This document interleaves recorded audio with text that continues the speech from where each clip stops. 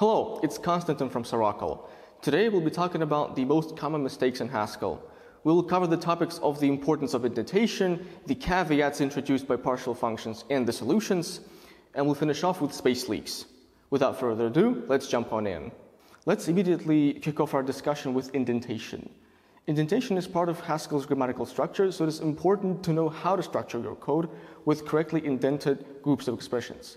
There is the golden rule of indentation that states, code that is part of some expression should be indented further in than the beginning of that expression, even if the expression is not the leftmost element of the line. Moreover, the groups of expressions must be aligned. For example, sub-expressions in the larger expression should line up with the first character of the first expression. Notice the words should and must. While the golden rule of indentation is nothing but a recommendation to the programmer that guarantees the code not to fail due to an indentation error, the rule of alignment is a mandatory one. Now, let's look at some of the examples of some of the expressions. Our first example is the let-in expression. We'll focus on the let part, where all the bindings are declared. Starting from the second binding, its first character must line up with the first character of the first binding. Moreover, every binding should be indented further in relative to the outer expression, so the leftmost example does not follow the golden rule, though it's completely acceptable. Likewise for the do notation. The first four examples demonstrate the different layouts. The keyword do must be indented relative to the outer expression f, so the fifth example shows an invalid expression where do is actually aligned with f. However, do can still have arbitrarily many leading spaces, as long as there are more than 0 of them. So the final example is valid. A conditional clause, on the other hand, possesses a more interesting set of indentation rules. Suppose we have a clause if predicate then x per 1 else x per 2. If needs to be indented further in relative to the outer expression.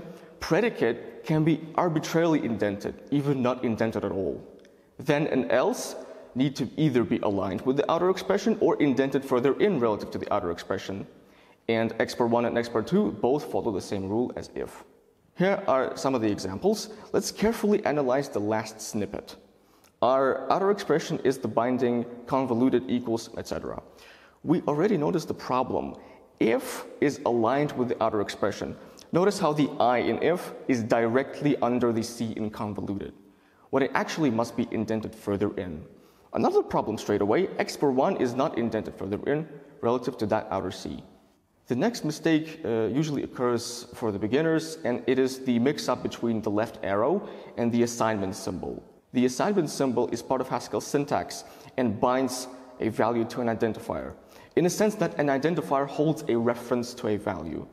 The left arrow, however, is part of the do notation and represents the monadic bind. These are not the same. Recall that do notation is syntactic sugar for sequences of monadic operations bind and then in a monadic context. Here's an example of how a monadic computation in the do notation in the left cell is de-sugared by the compiler into a big expression with binds and thens in the right cell.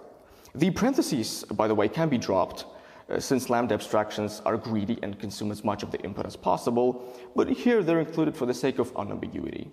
More examples. Let's look at the first excerpt. It is invalid because we try to apply the monadic bind operator, represented by the left arrow, to the number 4. An int that is not wrapped in the IO context. If we meant to assign a number 4 to a new local identifier x, we can fix this by changing this line to a let expression in the second excerpt. The third example is syntactically wrong. We try to assign a value of the type IO of IOREFInt to an identifier x without the let keyword. Such declarations can only be valid at the top level or in the where block. If we instead use the left arrow, as demonstrated in the fourth example, this expression would type check, assuming that validate prime x type checks as well. Moving on to the topic of partial functions. A partial function f from the set x to the set y is a function from a subset of x to y. In other words, f is undefined for every element outside that subset. If the subset is equal to the entire domain, the function is said to be total and is defined for every element in the set x. In Haskell, partial functions throw a runtime exception if called on elements outside the subset S and are considered unsafe. Programmers tend to potentially sacrifice the integrity of their code by abusing partial functions. Sometimes it doesn't necessarily introduce an issue if the programmer can prove a partial function never to throw a runtime exception if used in its respective context within the code. But usually, if you have a partial function, that's because your types are incorrect and you should fix them. Head is the simplest example of a partial function. It is not defined for empty lists. To eliminate the situation where a partial function is used, programmers usually utilize one of the two following solutions. Solution number one, let's create a type s of x and define a function from that subtype to y. In our example, the subtype is the type of all the non-empty lists. Let's create a data type of such lists and define a safe version of head, where the domain is the type of non-empty lists. The other solution is to wrap y in an optional type. In Haskell, the optional type is called maybe, and instead of raising a runtime exception, we return our result as one of the two maybe constructors.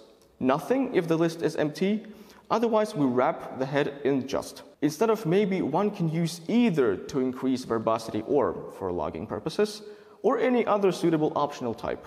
Let's briefly mention the ways to represent a sequence of characters. String is a synonym to a linked list of characters and is the most space inefficient, especially in projects where strings and list-like operations are used frequently or play the central role.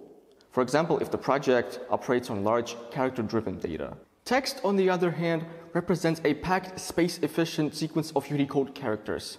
Here, packed means that the characters are stored in as minimal space as possible. Moreover, the text package provides all the list operations on text and more.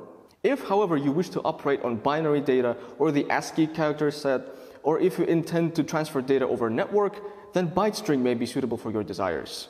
Byte strings are represented as packed arrays of 8-bit unsigned integers, which means the list operations are defined for them as well.